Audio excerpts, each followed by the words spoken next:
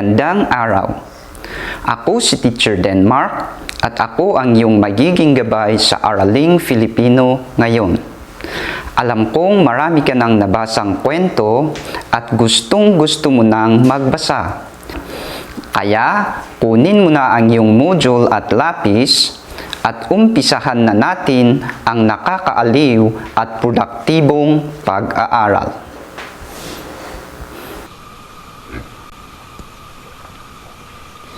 Bago tayo magpatuloy, samahan mo muna akong magbasa ng kwentong Bilanggo ng Isipan.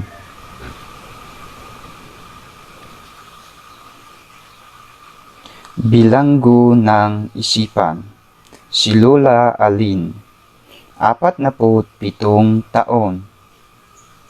Ganito katagal siyang ikinadena ng kanyang pamilya sa Leyte nang dahil sa sakit sa pag-iisip. 17 anyos lamang noon si Lola Aline nang lumuwas sa Maynila para magtrabaho. Pero nang umuwi sa Leyte, tila may problema na raw ito sa pag-iisip. Ano nga ba ang sinapit ni Lola Aline sa Maynila at bakit nawala siya sa katinuan? Para hindi magpalaboy at kutyain ng iba, ikinadena siya sa loob ng isang maliit na kubo sa nakalipas na 47 taon. Ang kapatid na si Juanito hindi nakapag-asawa at hindi nakabuo ng sariling pamilya para lang maalagaan ang matanda. Ngayon naman, subukan mong ibigay ang buod ng kwento sa pamamagitan ng pagkumpleto ng nawawalang salita. Piliin ang sagot sa kahon at ilagay sa sagutang papel.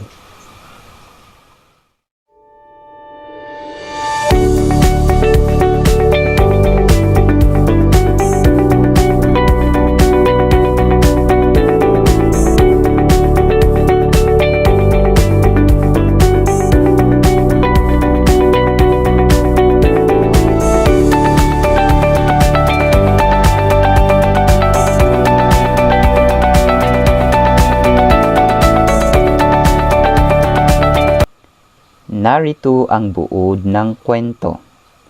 Tingnan natin kung tama ang iyong sagot. Si Lola Aline ay lumuwas ng Maynila para magtrabaho at nang umuwi sa Leyte, tila may problema na raw ito sa pag-iisip. Para hindi magpalaboy at kutyain ng ibang tao, siya ay ikinadena sa loob ng maliit na kubo ng 47 taon.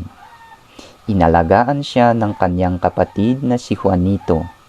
Hindi nakapagbuo ng sariling pamilya para maalagaan siya. Noong nakaraang aralin, napag-aralan mo ang programang pantelebisyon. Ito ay nakakapukaw at nakakaantig ng damdamin dahil sa eksena na kung minsan ay hawig sa ating tunay na buhay. Sa pagpapatuloy ng ating aralin, madadagdagan pa ang iyong kaalaman sa mga programang pantelebisyon. Gustong-gusto mo na bang magbasa? Sa bahaging ito ng aralin, nais kong basahin mo ng may pangunawa ang 2 dokumentaryo sa pahina 4 at 5. Pagkatapos ay sagutin ang mga tanong sa ika-5 pahina.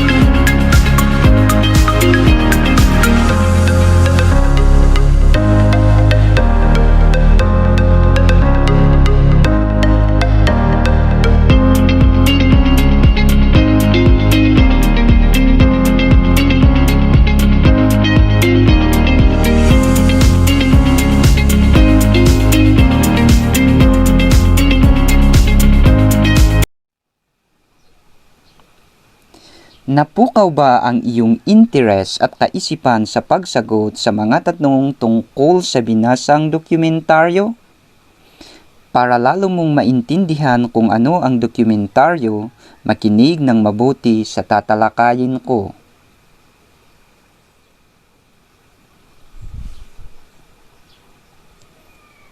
Ano nga ba ang dokumentaryo? Ang dokumentaryo ay isang tala o artikulo na naglalaman ng impormasyon tungkol sa katotohanan o sitwasyon ng isang tao o lugar. Ang layunin nito ay imulat ang tao sa tunay na sitwasyon o pangyayari. Ibig sabihin, ang dokumentaryo ito yung mga nababasa natin tungkol sa isang tao o tungkol sa isang sitwasyon o pangyayari sa isang lugar. Ngayon naman, ano ang pelikula o film? Pelikula o film. Ito ay isang larangang sinasakop ang mga gumagalaw na larawan bilang anyo ng sining o bilang bahagi ng industriyang panlibangan. Dito may nakikita na tayong gumagalaw na larawan, hindi tulad sa dokumentaryo na ating nababasa lamang. Dalawang uri ng dokumentaryo. Ang una ay dokumentaryong pampelikula o docufilm. Ito ay pinagsamang dokumentaryo at pelikula. Ipinapaliwanag dito kung paano ginawa ang isang pelikula. Ito ay isang ekspresyong visual. Ang ibig sabihin ng ekspresyong visual ay nakikita natin, nakikita ng ating mga mata. Ito ay nagtatampok ng katotohanan sa buhay ng mga tao at sa lipunang ginagalawan.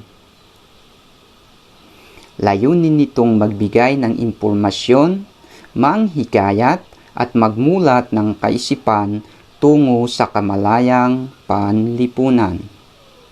Ang halimbawa nito ay Manoro. Pwede mo itong makita at mapanood sa YouTube. Pangalawa, dokumentaryong pantelebisyon. Ito ay mga programa o palabas na naglalayong maghatid ng komprehensibo, mapanuri at masusing pinag-aralang proyekto o palabas na sumasailalim sa katotohanan ng buhay. Ito ay tumatalakay sa isyu, problema, kontrobersyal na balita at maging ng mga paksang may kinalaman sa kultura at pamumuhay ng mga tao sa lipunan. Jessica Soho. Siya ay isang mamamahayag na kilala sa larangan ng dokumentaryong pantelebisyon. Makikita natin o napapanood natin ang kanyang programa sa GMA 7.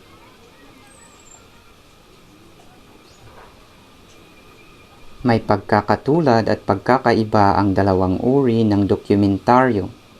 Maaari nating gamitin ang Venn diagram para maipakita ito.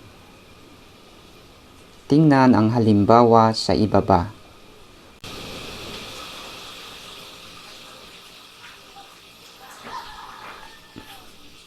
Ito ay isang halimbawa ng Venn diagram.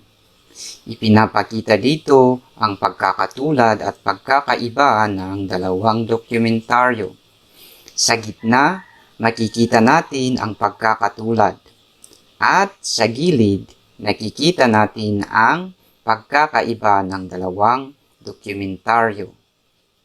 Naintindihan? Ang paghahambing ay isang paraan ng paglalahad. Ito ay nakakatulong magbigay linaw sa isang paksa.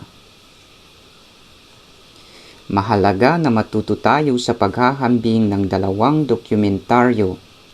upang mas maunawaan natin ang punto o mensahe nito at maging malinaw ang pangyayari na tinatalakay dito.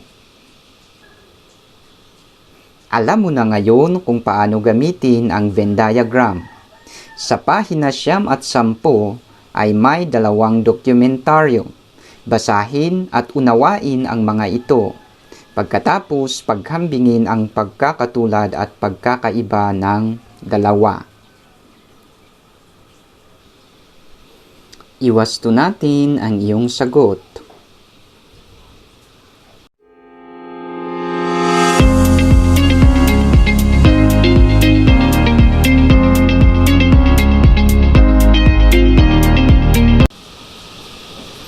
Binabati kita sa iyong masigasig na pagsagot sa mga pagsasanay. Ngayon naman, punan natin ng tamang salita o sagot ang bawat patlang upang matukoy ang iyong natutuhan tungkol sa pagkakaiba at pagkakapareho ng 2 dokumentaryo. Handa ka na ba?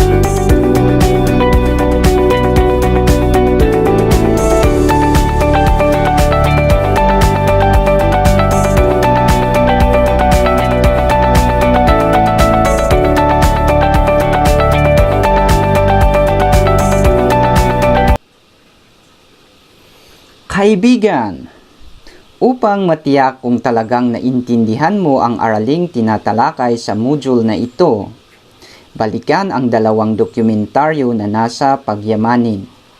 Isulat ang paghahambing nito sa pamamagitan ng lagom o buod.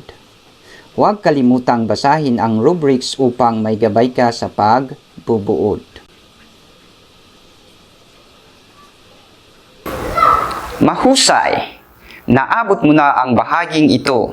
Patunay lamang na naintindihan mo ang ating aralin. Sige, huminga ka muna ng malalim.